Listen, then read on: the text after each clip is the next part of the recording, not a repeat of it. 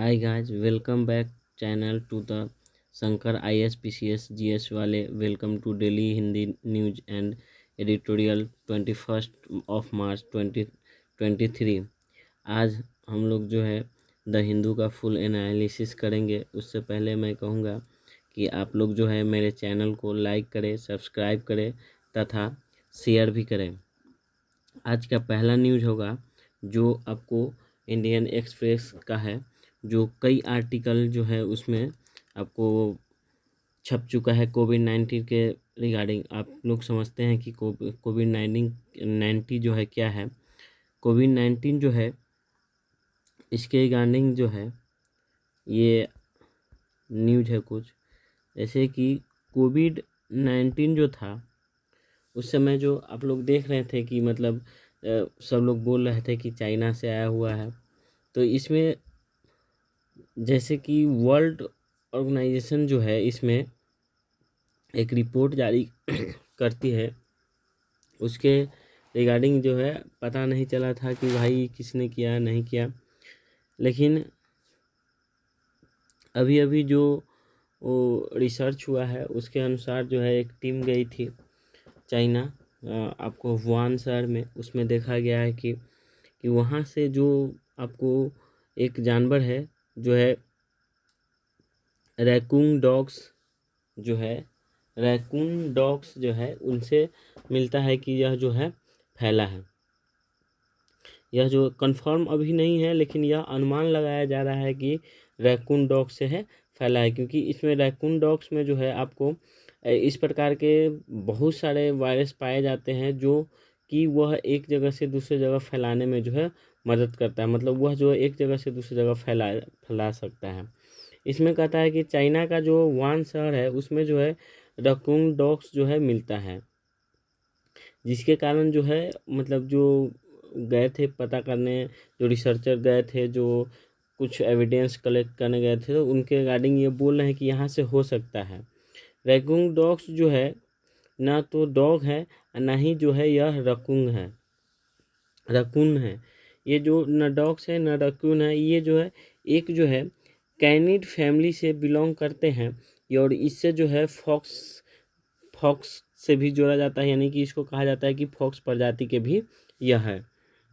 इसमें जो है मुख्यतः दो प्रजाति के होते हैं, जैसे नेक्ट्रोएट्स पी वेब्रेनस जो जैपनीज रकून डॉग्स है।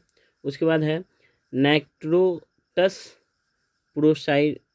साइनोडीज, ये जो है आपको यहाँ चाइना में मिलते हैं। जो वान मार्केट जो है चाइना में जो है ये मिलते हैं। इसलिए जो है बोला जा रहा है कि जो कोविड-19 जो है यही जो कोविड का जो वायरस आया था यहीं से जो है आपको आ गया था।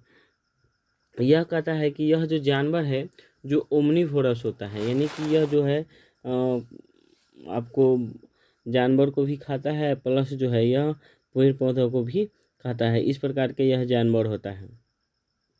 उसके बाद कहता है यह जो ईस्ट एशिया में चाइना, कोरिया एंड जापान में पाया जाता है। यह जो कहता है चाइना, कोरिया और जापान में पाया जाता है, और इसे जो है तनुकी बोला जाता है। यहाँ पे जो जहाँ पे ये पाए जाते हैं उसे, जैसे कि चाइना और कोरिया जापान है, इसे में जो है तनुकी बोला जाता है। यूरोप में भी पाया जाता है, जो लगभग जो है 1920 में जो है इसका जो है व्यापार यूरोप में होता था। जैसे कि इसका व्यापार क्या चीज़ का, तो इसमें जो है एक फर टाइप का जो होता है, उसका बाल होता है, उसका जो है व्यापार होता था। यानी कि ये अभी नई प्रजाति नहीं है, ये बहुत मतलब पहले से भी इसका जो है व्यापार वगैरह सब भी होता था। तथा वुहान में क्यों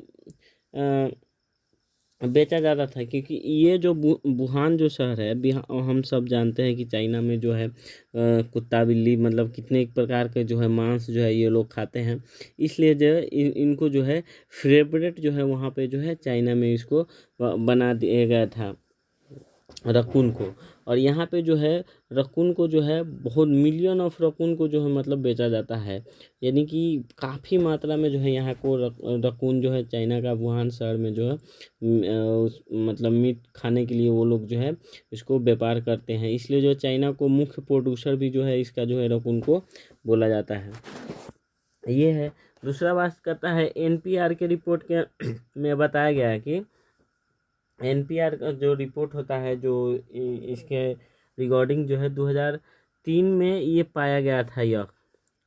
यह जो है एनपीआर के रिपोर्ट के अनुसार जो बताया जा रहा है कि 2003 में जो है कोरोना वायरस को ला सकता था, ऐसा जो है अब वो ये रिपोर्ट में जो बता दिया गया था कि 2003 में ही बता दिया गया था कि ये जो रकून है जो कोरोना वायरस को ला सकता है, लेकिन इस पर कोई विशेष ये नहीं हुआ था। लेकिन 22 के रिपोर्ट में जो बोला गया कि 102 प्रकार के जो है अलग अलग जो है वायरस को जो है फैला सकता है, यानी कि ये एक जगह से दूसरे जगह जो है यह मतलब ले जा सकता है इसके वायरस को जो है। और कई बार जो है कई लोग मतलब बोलते थे कि ये जो है चमगादड़ से आया है या तो कुत्ता से आया है, बिल्ली से आया है या आदमी के फैला हुआ है, मतलब हकीकत पता नहीं चल रहा था। लेकिन एक अनुमान लगाया गया है यह जो चाइना से ही हुआ है और यह जो है रकून डॉग्स जो है उसके माध्यम से यह वायरस फैला था।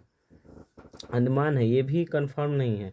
2022 के अंत में भी ये बताया गया कि 4 अलग अलग प्रकार के जो है कोरोना वायरस को जो है कैरी कर सकता है, मतलब एक बार में जो है 4 अलग अलग प्रकार के जो है कोरोना वायरस को जो है यह कैरी कर सकता है। ये था कोरोना वायरस के रिगार्डिंग था, जो मतलब कुछ दिनों से चर्चा में था, इसलिए मैंने इसको बताया। और अगला नेक्स्ट न्यूज़ द हिंदू का होगा। जो नेक्स्ट न्यूज़ होगा जो किसीदा जो ये रहा, किसीदा call for the unified stand of the global order, यानी कि जो किसीदा जो है आया है अपने यहाँ, जो आया है कल आया था, कल आया वही आज चर्चा में है कि भाई किस बात पे जो या जो जापानीज प्राइम मिनिस्टर है जो इंडिया में आया है, ये बहुत सारे चीज़ों को लेकर के आया है। और जापान और इंडिया का जो रिलेशन है उसके बारे में भी हम बात करेंगे। उसके बाद कहता है कि इसमें जो भी चीज़ होगी उसके अकॉर्डिंग जो है पहले हम न्यूज़ के अकॉर्डिंग देख लेते हैं कि क्या है, उसके बाद जो है हम लोग जो है उसके रिलेशन में जाएंगे।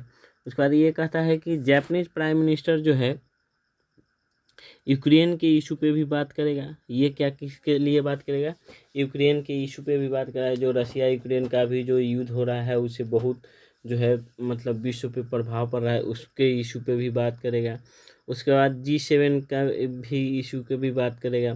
तो G7 में एक्चुअली इंडिया का कोई मतलब इंडिया तो है नहीं G7 में, लेकिन G7 को जो होस्ट कर रहा है वो आपको ये जापान है, इसलिए G7 पे भी करेगा। लेकिन एक गेस्ट के रूप में जो है इसको इंडिया को बुला रहा है, इसलिए इंडिया जो है आमंत्रण भी स्वीकार करके मतलब ये जाएगा।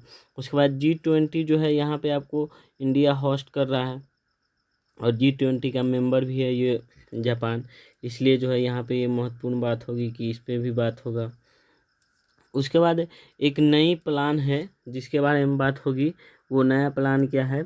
तो कहता है ये नई प्लान जो है कहता है plan for a free and open Indo Pacific, यानी कि इंडो पैसिफिक का जो रीजन है जो उसको फ्री करना है। तो फ्री किससे करेगा?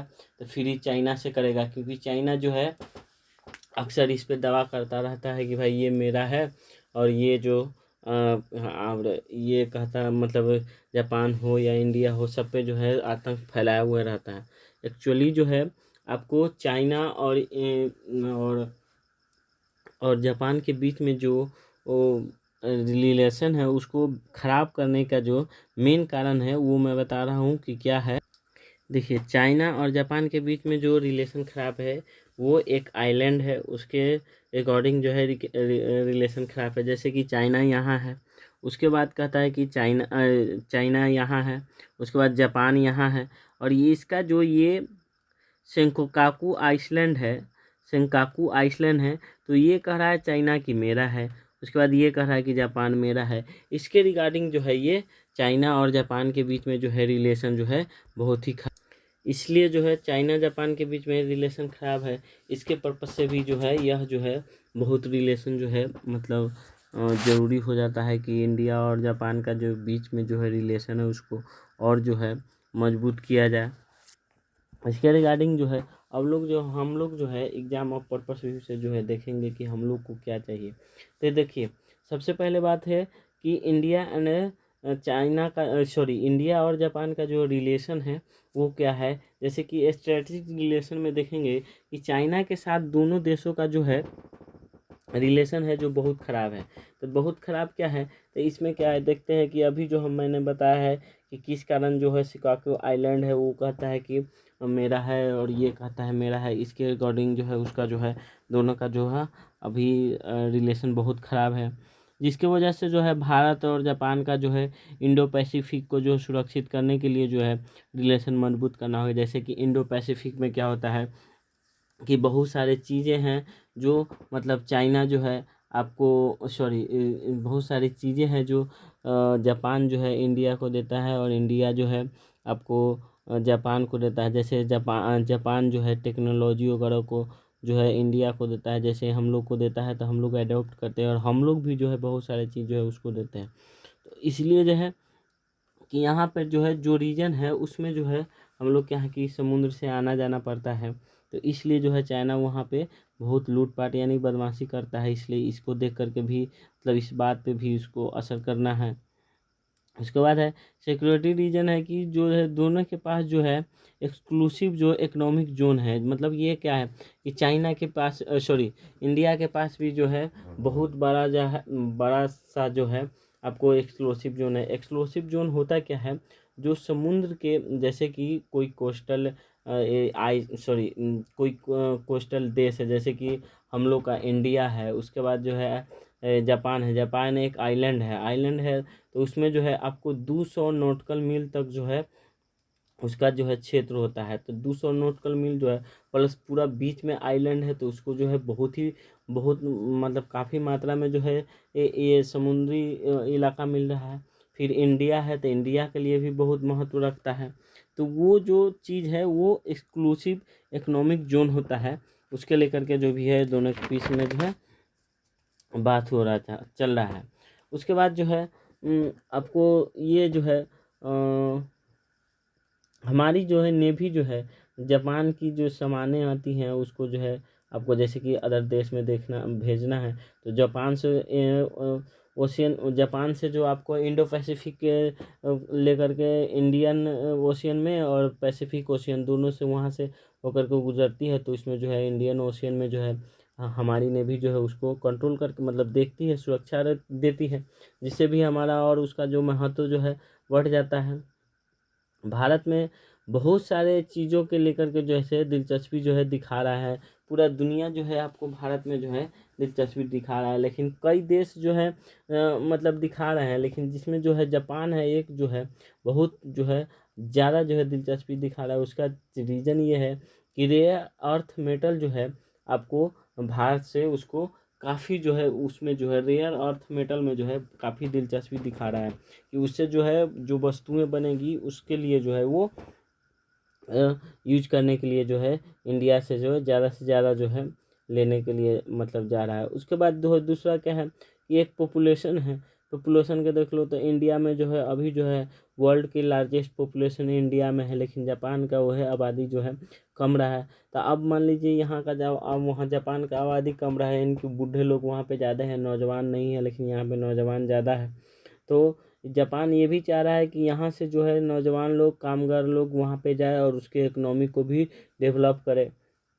ये सारे चीज़ हैं। उसके बाद अलग एक और देखेंगे कि यूनाइटेड नेशन सिक्योरिटी काउंसिल के भी जो दोनों हैं मेंबर हैं और वह जो है एक दूसरे के जैसे कि अभी 5 देश हैं तो उसमें भी चाह रहा है कि इंडिया भी मतलब ये चाह रहा है कि इंडिया भी यूनाइटेड नेशनल सिक्योरिटी काउंसिल का मेंबर बने। तो इस समय भी दोनों जो है मिलकर के काम कर रहा है। उसके बाद रिलेशन है। उसके बाद इकोनॉमिक रिलेशन में देख लेंगे तो कहता है आपको जो है कंपरविजन इकोनॉमिक्स पार्टनरशिप एग्रीमेंट है। उसमें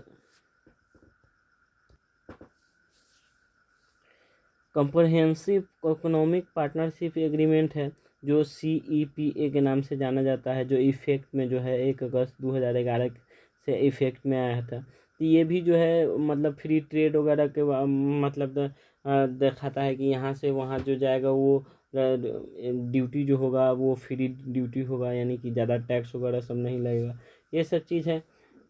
उसके बाद है इंडिया जो है 18th लार्जेस्ट पार्टनर जो है जापान का है, यानी कि जापान का जो है 18वां सबसे बड़ा पार्टनर है। लेकिन जापान जो है भारत का जो है 12वां जो है सबसे बड़ा पार्टनर है, जो 2020 का रिपोर्ट आया था उसमें बताया गया था, और अभी इधर और चेंज भी हुआ होगा, लेकिन ये है। नेक्स्ट जो है इन्वेस्टमेंट के नज़रिए से देखें तो 2000 से 2022 तक तो है जापान का निवेश जो है इंडिया में बहुत सारा निवेश हुआ, जैसे कि 360.94 बिलियन डॉलर का निवेश हो चुका है, यानी कि 36.94 यानी कि 36.94 बिलियन डॉलर का जो है निवेश आपको जो है इंडिया में हो चुका है जापान का। तो इससे भी बहुत मतलब ये हो रहा है, एफडीआई में जो है हमारा जो है बढ़ोतरी हो रहा है और ये मजबूत हो रहा है। उसके बाद है डिफेंस और सिक्योरिटी कॉरपोरेशन को देखें तो 2008 में जो है ज्वाइंट जो है declaration on the security corporation दोनों के बीच में हुआ था, जो वो था उसमें जो है 2+2 मीटिंग होता है। जैसे 2+2 मीटिंग में होता है क्या है, जैसे दोनों देश का जो है डिफेंस मिनिस्टर और फॉरेन मिनिस्टर जो है होते हैं दोनों देश का। उसके बाद आता है दिल्ली में जो है नवंबर 2019 में जो है फर्स्ट टाइम 2+2 मीटिंग हुआ था, मतलब 2+2 मीटिंग जो हुआ था आपको 2019 में जो है फर्स्ट टाइम जो है आपको हुआ था। उसके बाद है उसमें एक्सरसाइज भी है, कुछ होते हैं जो जापान के साथ होता है, जैसे मलाबार एक्सरसाइज का जो है वो जो परमानेंट मेंबर बन चुका है, मलाबार एक्सरसाइज का जो है जापान बन चुका है। उसके बाद कहता है मिलिट्री एक्सरसाइज जो है 2018 से जो है आपको धर्म गार्जियन अभ्यास होता है। जैसे धर्म गार्जियन अभ्यास में जो है वो मिलिट्री एक्सरसाइज जो जापान और इंडिया से होता है। उसके बाद है कि वीर गार्जियन एक्सरसाइज जो अभी नया नया शुरू हुआ है 2023 में, एयरफोर्स का एक्सरसाइज होगा, जो नई प्लान है वीर गार्जियन है। उसके बाद नेक्स्ट कहता है कि 2016 में भी ऐसे एक एग्रीमेंट बना था जिसमें हुआ था कि न्यूक्लियर एनर्जी एग्रीमेंट हुआ था, जिसमें जो है जापान हमें nuclear reactor fuel and technology जो है देगा, बहुत सारे चीज़ जो है वो डेवलप मतलब करवाएगा। इसलिए जो है ये हमारा जो है आपको इंडिया और जापान का जो रिलेशन है वह बहुत इम्पोर्टेंट रखता है। उसके बाद हम देखेंगे कि ये क्या क्या करते हैं, अभी रहने वाले हैं तो देखते हैं कि क्या क्या जो है करते हैं। उसके बाद जो है फिर जो आएगा उसके बाद देखेंगे। फिर नेक्स्ट न्यूज़ देखते हैं कि क्या है, नेक्स्ट न्यूज़ देखते हैं कि क्या है, नेक्स्ट अगला क्या है उसके रिगार्डिंग जो है हम लोग देखेंगे। आप लोग हमारे साथ जो है अगले न्यूज़ की तरफ बढ़ सकते हैं, और जो नेक्स्ट आएगा उसमें हम लोग देखेंगे कि क्या है।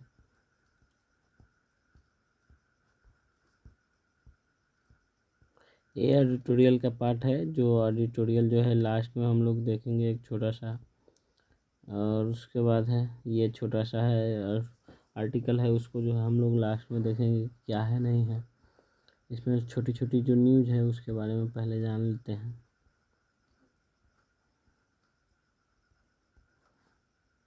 Rapid action against climate change. देखिए ये अगला न्यूज़ जो है आपको है क्लाइमेट चेंज के रिगार्डिंग है। जो यूएन पैनल बोला है कि जो अभी जो है क्लाइमेट चेंज हो रहा है उसके रिगार्डिंग जो है बहुत सारा मतलब परेशानियां होने वाली हैं। जैसे कि हम जानते हैं कि ये क्लाइमेट चेंज होता है, तो क्लाइमेट चेंज है क्या, तो क्लाइमेट चेंज क्या है कि इसमें जो है आपको जो ग्लोबल वार्मिंग होता है उसमें जो है ये कहा गया है कि यूएन पैनल के द्वारा जो कहा गया है कि अभी जो है 1.5 डिग्री जो है सेल्सियस जो है आपको जो है बढ़ने वाला है, यानी कि ग्लोबल वार्मिंग के वजह से रिजल्ट। और इसमें होगा क्या क्या, इसमें क्या होता है जैसे कि फैक्ट्रियाँ होती है, जैसे गाड़ी घोड़ा जो भी चलते हैं उसमें क्या होता है उसमें कंट्रोल नहीं हो पाता, तो बहुत सारे जैसे चिमनी वगैरह सब होते हैं, जैसे यहाँ पे दिख रहा है आपको कि चिमनी वगैरह सब होते हैं, उसमें जो है बहुत सारे धुआं होने के कारण जो है ग्लोबल वार्मिंग होती है।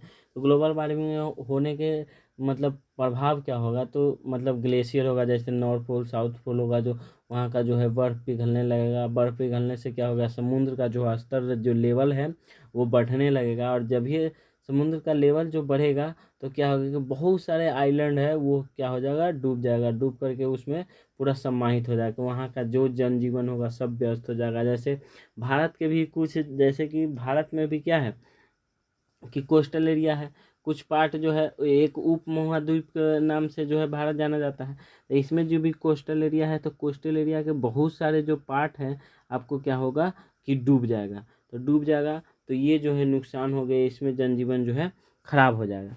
उसके बाद है एक न्यूज के रिगार्डिंग जो है हम लोग देख लेते हैं कि क्या है।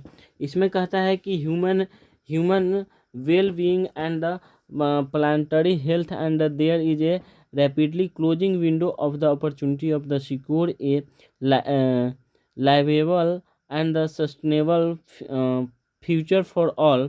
The inter intergovernmental panel of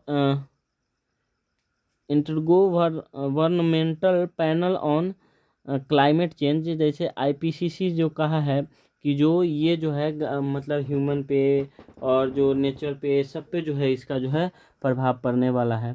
उसके बाद जो है कहता है कि 2030 तक जो है ऐसा हो जाएगा कि बहुत सारे जो है मार्क ये बनाया है कि लगभग 1.5 डिग्री सेल्सियस जो है अधिक हो जाएगा 2030 तक। मतलब बहुत ज़्यादा, मतलब ये 7 साल पर निकलता है, ये बहुत ज़्यादा, मतलब इन healthy 1.5 degree Celsius above the pre industrial level, यानी कि जो इंडस्ट्रियल लेवल से पहले जो मतलब जो था उसमें जो है 1.5 डिग्री का जो है आपको टेम्परेचर बढ़ जाएगा। अब 1.5 डिग्री टेम्परेचर बढ़ेगा तो बहुत सारे, जैसे कि यहाँ पर दिया हुआ है, impact on the certain ecosystem with the low resilience such as the polar mountain and the coastal ecosystem impacted by the ice sheet, glacier melt or by the slashing and the higher committed sea level rise, यानी कि यही चीज़ जो चीज़ हम बताए हैं वही चीज़ के बारे में बात कर रहा है कि सी लेवल बढ़ जाएगा। उसके बाद जो है ग्लेशियर पिघलने लगेगा, उसके बाद बहुत सारे मतलब आइलैंड होगा वो सब क्या हो जाएगा, डूब जाएगा। ये सब बारे में जो है बता रहा है। तो ये न्यूज़ था। न्यूज़ के रिगार्डिंग जो है हम लोग देखेंगे कि हम लोग को क्या पढ़ना है। तो अभी मैंने बताया कि आईपीसीसी क्या है, इंटर गवर्नमेंटल जो है पैनल है। ये क्या है, इंटर गवर्नमेंटल पैनल है ऑन द क्लाइमेट चेंज है। इसको जो आईपीसीसी बोलते हैं। यह हर 7 साल पे जो है रिपोर्ट जो देता है। उसके बाद अगला रिपोर्ट जो है 2030 में आएगा। यह जो है 1998 में जो है वर्ल्ड मेट्रोलॉजी ऑर्गेनाइजेशन द्वारा जो है इसको and the United Nation Environmental Programme द्वारा जो है इसको बनाया गया था। उसके बाद कहता है क्लाइमेट चेंज को खतरे को जो है यह करता क्या है, तो क्लाइमेट चेंज के खतरे को जो है रोकता है, इसके रिगार्डिंग को देखता है, रिस्क को देखता है, और यह जो इन्फॉर्मेशन जो है जारी करता है कि क्या होने वाला है। कहता है आईपीसी की पहली रिपोर्ट जो है 1990 में आई थी। ये जो है आईपीसी की रिपोर्ट जो है पहली 1990 में आई थी। यह 5वीं जो है आपको 2014 में आई थी। उसके बाद 3 ग्रुप हैं इसके जो अलग अलग काम करते हैं, जैसे क्लाइमेट चेंज को जो डील करना पहला ग्रुप का। दूसरा ग्रुप का काम है इम्पैक्ट एंड अडेप्टेशन इशू जो होगा इम्पैक्ट पड़ेगा उसके बारे में बात करना। तीसरा है एक्शन लेना एंड क्लाइमेट चेंज को बचाना। ये सब चीज़ जो है अलग अलग ग्रुप में जो है बांट करके जो है ये लोग काम करते हैं। तो ये सब चीज़ जो है हमको देखने वाली बात है, और इसमें जो है हम लोग देखेंगे।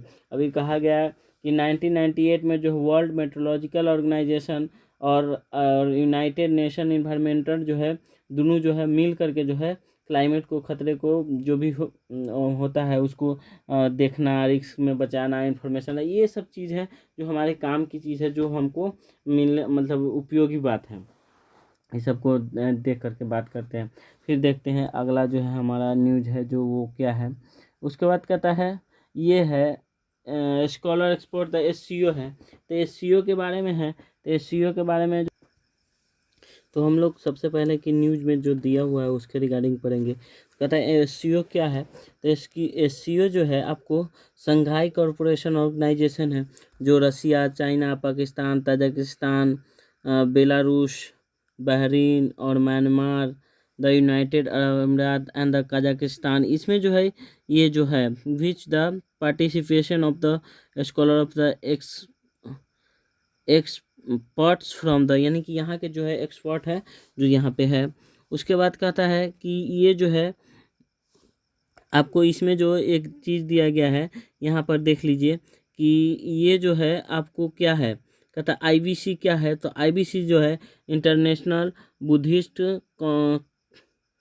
कॉन्फेडरेशन है। ई आईबीसी अगर पूछ दे कि क्या है तो इंटरनेशनल बुद्धिस्ट कॉन्फ्रेशनल है, इसको कॉन्फेडरेशन है जो है आपको ये गारंटी कौन बॉडी कौन देता है, मिनिस्ट्री ऑफ कल्चर के अंतर्गत आता है। तो ये क्या है, मिनिस्ट्री ऑफ द कल्चर है, under ministry of the external affair है, under international Buddhist council. ये जो तीनों चीज जो है आपको है। उसके बाद कहता है कि इसमें जो है क्या है, कहा गया है कि जो हाँ अभी जो है बुद्धिस्ट जो है बुद्धि यानी कि जो चाइना जो है इसमें जो तिब्बत को जो है आपको ले लिया है। तो उसका जो है मेन जो है बौद्ध का जो दलाई लामा है उसके बारे में बात करता है कि दलाई लामा जो है आपको कहाँ में, आपको इंडिया में आके शरण ले लिया है और इंडिया में अभी रह रहा है लगभग जो है आपको 1959 से 1959 से यह जो है यहाँ रह रहा है। कहता है इन फ्यूचर जो है आपको 2 दलाई लामा जो है आपको मिलने वाला है। ये दलाई लामा बोल रहा है। कारण है कि यह जो चाइना बोल रहा है कि हम वहाँ पर जो है अपना जो है चुन करके रखेंगे। ये जो है दलाई लामा जो है जो नेक्स्ट कौन सा दलाई लामा होगा, जो पहले का जो दलाई लामा होता है वो बताता है।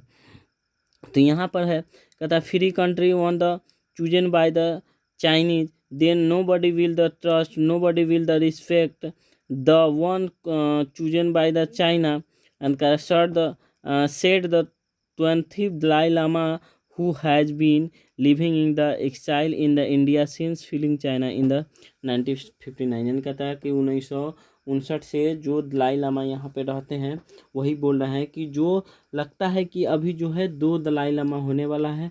जो एक चाइना कहता है कि हम करेंगे और दूसरा जो है दलाई लामा द्वारा जो है अब चुना जाएगा। और ये जो है अभी जो है 14वें दलाई लामा जो है अभी इंडिया में रह रहे हैं।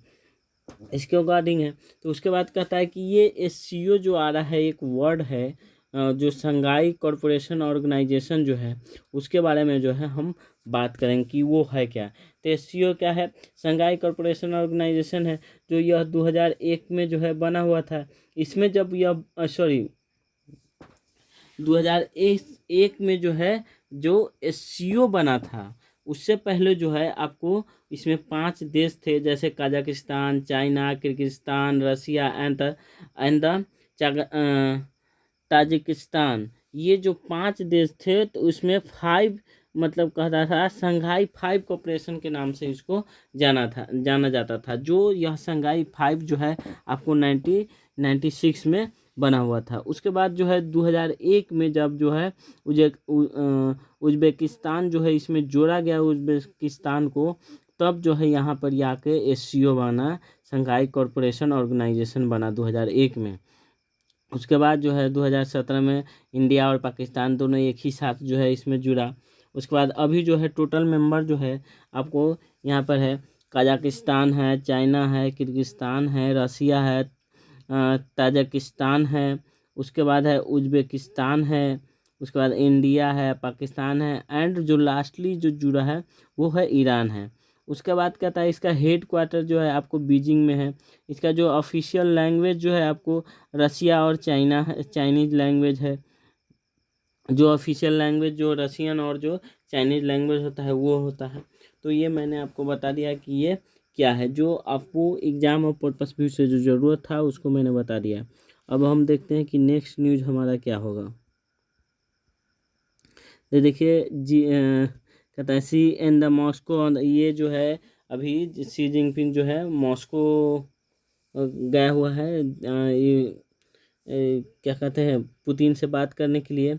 इसलिए जो अभी यूक्रेन पे बात चल रहा था, यूक्रेन रसिया जो युद्ध अभी हो रहा है उस पे उसको जो है शांत करने के लिए यह गया है। इससे पहले जो इंडिया में हुआ था ये सब चीज़ें जिस प्रकार आए हैं वो सब अपना अपना है। इसलिए गए हुए। इसमें जो है कुछ खास नहीं है, लेकिन ये बताने वाली बात है। जैसे कि आपका जापानीज प्राइम मिनिस्टर इंडिया आया है, वैसी जो है ये भी जो है आपको यहाँ पे गए हुए हैं। उसके बाद आपको एक न्यूज है, CAD जो है कहता है करेंट अकाउंट डिफिशिएट जो है, इसमें जो है अभी जो है आपको बोला है फाइनेंस मिनिस्टर जो है बोला है कि इसमें जो है कमी तो आई है, लेकिन वैसी कमी नहीं आई है जितना जो है पहले जो है आता था। इसमें कहता है कि फाइनेंस मिनिस्ट्री जो है concern that the economic growth could have been the higher in the Q3। उसके बाद कहता है फाइनेंशियल ईयर जो है 23 के बाद जो है यह बोल रहा है। इसमें जो कहता है, इसमें क्या है, करेंट डिफिशिएट अकाउंट क्या है, जैसे कि हम जो है मान लीजिए इनकम करते हैं, उसके बाद क्या है, इनकम करते हैं उसके बाद हम खर्च करते हैं। तो इनकम से अगर जो मेरा खर्च अधिक होगा तो यही जो है करेंट डिफिशिएट अकाउंट होगा, क्योंकि इनकम मेरा कम है, खर्च अधिक है, तो वही जो है करेंट डिफिशिएंट अकाउंट जो हो जाता है वो हो जाता है। यही चीज़ है, इसमें कुछ खास जानने का नहीं है, लेकिन ये जो है आर्टिकल जो है बना है, लेकिन थोड़ा सा जानना था इसलिए हम लोग जो है जान गए हैं। उसके बाद जो है नेक्स्ट न्यूज़ की तरफ बढ़ देंगे। ये नेक्स्ट न्यूज़ जो है, smuggling of the gold likely hits 4 years high सिनरीजन सिग्नल, यानी कि 4 सालों में सबसे अधिक जो है गोल्ड का जो है आपको जो है स्मगलिंग हुआ है। जो कहाँ से हुआ है ये सब आपको दिख रहा है कि यहाँ जो है 22-23 में जो है लगभग 4000 किलोग्राम का सोना जो है आपको जो है स्मगलिंग करके पकड़ाया गया है। जिसमें जो पहले जो है 19-20 में से जो है कोविड-19 के समय से जो पहले था, उसमें जो है आपको 10% जो है इंक्रीजिंग हुआ है, जो यहाँ पे पकड़ाया है, यानी कि जो जब्त हुआ है। अब समझिए कि कितना जो है वह स्मगल किया होगा, जो इधर उधर ले गया होगा, जो है उससे मात्र जो है मतलब 10% अधिक जो है आपको पकड़ाया है। और पकड़ाने के बाद भी जो है बहुत सारे जो अच्छे अच्छे मतलब जो ये पैडलर होते हैं, जो मतलब करने वाले स्मगलर होते हैं, वो काम करते हैं, तो वो सोच लीजिए कितना हुआ होगा। तो इसमें कहा गया है। उसके बाद कहता है ये है क्या, तो इसके रिगार्डिंग जो है कुछ चीज़ है जो जैसे कि हम समझेंगे कि ये क्या है। तो ये जो आपको है कि एक चीज़ है, जैसे कि ये जो रिपोर्ट जो करता है वो कौन कौन करता है, कहता है directorate of the revenue intelligence जो है DRIS जो है आपको रिपोर्ट करता है। जो 21-22 के अनुसार जो है कहा गया है कि टोटल जो है 833 kg का जो है स्मगलर जो सोना किया था, स्मगलिंग किया था, वो पकड़ाया था। यानी कि 21-22 में जो है आपको 833 kg जो है पकड़ाया था। लेकिन पिछले कुछ सालों में जो है लगभग जो है 16,500 550 के आसपास जो है केस दर्ज किया गया है, जिसमें जो है लगभग 11 टन सोना जो है जब्त हुआ है, ये रिपोर्ट कह रहा है। उसके बाद कहता है वर्ल्ड गोल्ड काउंसिल जो है इसका जो है अनुमान लगाया कि जो 2022 में जो है सोना का जो है स्मगलिंग जो है यहाँ पे जो है क्या होगा, बढ़ेगा। और ये चीज़ हुआ भी क्योंकि 10% से बढ़ा, ये चीज़ है। क्योंकि एक चीज़ है कि मान लीजिए लगभग कुछ साल में जो है 11 टन सोना जो है जब्त हुआ है, इसके अलावा कितना स्मगलर हुआ होगा सोच लीजिए। उसके बाद कहता है 10 साल में जो है यहाँ से महाराष्ट्र से सबसे अधिक हुआ है, और तमिलनाडु और केरला में से भी हुआ है, लेकिन महाराष्ट्र से जो है सबसे अधिक हुआ है। और कहता है कि ये सोना आता कहाँ से है, तो नॉर्थ ईस्ट से जो है यह होता है। सॉरी, यह सोना का जो स्मगलिंग होता कहाँ से है, तो नॉर्थ ईस्ट से होता है। तो नॉर्थ ईस्ट कहाँ से होता है, कहता है DRI के रिपोर्ट के अनुसार जो है 73% म्यांमार या बांग्लादेश से आ रहा है। जो भी मतलब स्मगलिंग होता है तो सोना जो आता है यह जो है 73% जो है आपको म्यांमार और बांग्लादेश से ही आता है। उसके बाद म्यांमार में, अब म्यांमार और बांग्लादेश में तो इतना सोना रहा नहीं, तो ये सोना कहाँ से आता है, तो ये जो आपको आता है जो चाइना से आता है। ये बात है कि चाइना से आपको आया म्यांमार या बांग्लादेश में, और वहाँ से आ गया इंडिया में। कहता है भारत जो है भारत जो है कितना जो है इंपोर्ट करता है, तो भारत भी बहुत जो है बहुत ज़्यादा है इंपोर्ट करता है। जैसे कि आपको हम बता दें कि 2021 में लगभग 2.54 लाख करोड़ का जो है एक्सपोर्ट किया था। अब कहता है कि अब पूरे विश्व लेवल पे अगर देखा जाए तो वर्ल्ड जो है ग्लोबल काउंसिल के अनुसार यानी रिपोर्ट के अनुसार जो है इंडिया जो है सेकेंड बिगेस्ट जो है गोल्ड कंज्यूमर है पूरे विश्व में है। दूसरा सबसे बड़ा जो है गोल्ड कंज्यूमर है, पहला जो है चाइना है। उसके बाद हम देख लेते हैं कि नेक्स्ट क्या है। नेक्स्ट न्यूज में कहता है कि इंडिया जो है डोर बार सोना यानी कि सोना का जो है 2 प्रकार का क्वालिटी होता है, जिसमें जो है इंडिया जो है डोर बार सोना मंगाता है, जिसमें से 50 से 75% प्योर गोल्ड रहता है, बाकी का जो होता है जो वेस्ट होता है। इस यह जो है इंडिया जो है आपको मंगाता है। तो ये जो है आपको सोना के जो स्मगलिंग था इसके रिगार्डिंग जो ये था ये है आपको मैंने बता दिया। उसके बाद जो देखते हैं कि नेक्स्ट न्यूज़ क्या है। उसके बाद नेक्स्ट न्यूज़ जो है एक नेक्स्ट न्यूज़ है जो आपको हाँ एक थी क्या बोलते हैं एक आर्टिकल जो है हम लोग छोड़ के नेक्स्ट बढ़ गए थे, उस वो आर्टिकल है, उस आर्टिकल के बारे में कुछ हम लोग जान जाएंगे। ये रहा, ये आर्टिकल है का are the foreign law firm यानी कि जो ये foreign law firms now allowed in India, यानी कि इसका मतलब है कि फॉरेन के जो व्यक्ति होंगे वो भी जो है यहाँ पर अब लॉ कर लेंगे। जैसे कि पहले कुछ दिन पहले हम लोग जाने थे कि एक फॉरेन से जो है आपको बड़ी बड़ी जो Q5 में जो है QS5 में जो यूनिवर्सिटी आएंगी वो यूनिवर्सिटी सब यहाँ आ रही है, जिसके कारण जो है क्या होगा कि जो बच्चे बाहर नहीं पढ़ सकते हैं उसको वो लेकर के मतलब अलग अलग डिग्री अलग अलग जो पढ़ाई वो जो है आपको यहाँ पढ़ाया जाएगा। उसी प्रकार ये भी है। तो इसमें क्या है कि इसमें जो कहता है कि इंडिया में जो है रेगुलर जो है आपको क्या है कि लॉयर वगैरह जो हैं यहाँ पर आएंगे पढ़ेंगे और कुछ प्रैक्टिस भी करेंगे यहाँ पे। उसमें क्या था इसमें जो है बार काउंसिल के द्वारा जो है आपको यहाँ पे जो है आपको रजिस्ट्रेशन वगैरह सब कराना होगा फॉरेन की कुछ जो है इसके रिकॉर्डिंग जो है आपको रहना पड़ेगा।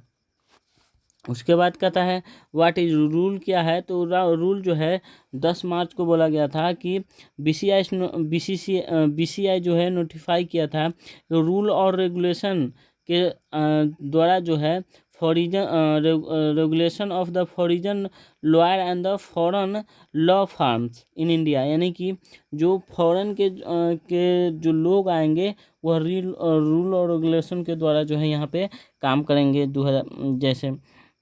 उसके बाद कहता है कि जो foreign lawyer and law firm to practice और फॉरेन लॉ यानी कि फॉरेन के लॉ का जो प्रैक्टिस करने के लिए आएंगे जो भी आएंगे उसमें आपको बार काउंसिल में उसको क्या करना होगा कि रजिस्ट्रेशन कराना होगा था। कहता है कि what powers does the BCI है, बीसीआई के पास क्या पावर है। जैसे कि फॉरेन लॉयर जो आएंगे उसमें जो है प्रैक्टिस करने के लिए जो भी आएंगे उसमें उसका जो है क्वालिफिकेशन मांगेगा, उसके बाद रजिस्ट्रेशन कराएगा, उसके बाद जो है जो भी चीज़ है उसमें जो है कराएंगे। उसके बाद जो है वहाँ पे उसको जो है अथॉरिटी मिलेगा पढ़ने का उसमें प्रैक्टिस करने का। वो भी जो है इसमें एक चीज़ और दिया गया है कि ये जो है आपको छोटे छोटे फॉर्म में जो है कर सकते हैं काम कर सकते हैं, लेकिन जो है आपको कोर्ट में जा कर के ये काम नहीं कर सकते। उसके रिगार्डिंग जो है हम लोग को क्या ज़रूरत है उसको पढ़ेंगे। सबसे पहले है कि ये बीसीआई क्या है, बार काउंसिल ऑफ इंडिया जो है क्या है उसके बारे में हम पढ़ेंगे। तो वो क्या है तो यहाँ पे देखेंगे कि ये क्या है। तो ये कहता है कि बीसीआई एक जो है एस्टेचुअरी बॉडी है जो आपको जो एडवोकेटेड एक्ट जो है 1961 में बनाया गया था। उसके बाद कहता है लीगल जो है प्रैक्टिस जो है यह करवाता है, लीगल प्रैक्टिस जो है करवाता है, लॉ कॉलेज में काम करता है। उसके बाद लॉ एडवोकेट वगैरह जो आता है वह सब काम जो है इसके माध्यम से करता है। उसके बाद जो जितने भी चीज़ जो है कानूनी मतलब अकॉर्डिंग जो है वह बीसीआई के अंदर आता है। जैसे कि लॉ हो गया या थी लॉ की डिग्री हो गई, लॉ का कॉलेज हो गया, लॉ का प्रैक्टिस हो गया, जो भी हो गया ये सब इसके अंदर आता था। कहता है ऑल इंडिया बार एग्जामिनेशन जो होता है उसमें भी मतलब इसी का जो है बीसीआई का भी ही रोल होता है। उसके बाद कहता है बीसीआई जो है नोटिफाइड किया है कि registration and regulation of the foreign laws and the foreign law of harms 2022, यानी कि इसके अनुसार जो है सबको जो है रजिस्ट्रेशन करवाना पड़ेगा। उसके बाद जो है यहाँ पे आके तब वो काम कर सकते हैं। कहता है इंडिया में प्रैक्टिस तो कर सकता है लेकिन पहले जो है बीसीआई में जो है आपको रजिस्ट्रेशन कराना होगा। उसके बाद जो है कोर्ट में यह जो है नहीं जा सकते, छोटे मोटे फॉर्म में जा सकते लेकिन कोर्ट में नहीं जा सकते। ये था, इसमें कुछ बड़ा नहीं था लेकिन ये था। मैं आशा करता हूँ कि आज मैंने जो भी चीज़ बताया है, जो भी आर्टिकल बताया है वो आपको बहुत अच्छे लगे होंगे। इसलिए मैं कहता हूँ, फिर से कहता हूँ कि मेरे चैनल को आप लोग लाइक करें, सब्सक्राइब करें तथा शेयर भी करें। जय हिंद, थैंक यू।